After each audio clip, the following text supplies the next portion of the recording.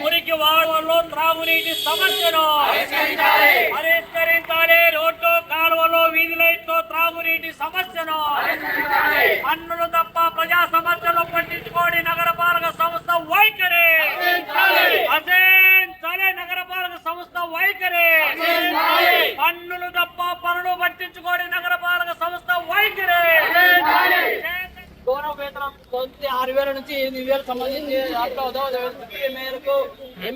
మేరకు అందరూ కూడా గౌరవ వేతనాలు ఉన్నాయి. డబ్బులు మనం కట్టే పన్నుల్లోనే డబ్బులు సంబంధించిన వాళ్ళ జీతాల రూపంలో వెహికల్స్ రూపంలో అనేక రకాల సదుపాయాలు కల్పిస్తారు.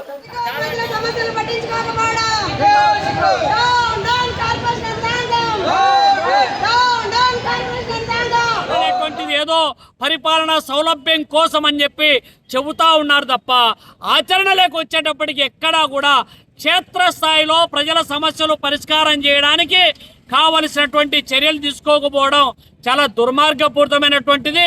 కోట్ల రూపాయలు ఖర్చు చేస్తూ ఉన్నప్పటికీ ఆచరణలో ప్రజా సమస్యలు పరిష్కారానికి నోచుకోవడం లేదు.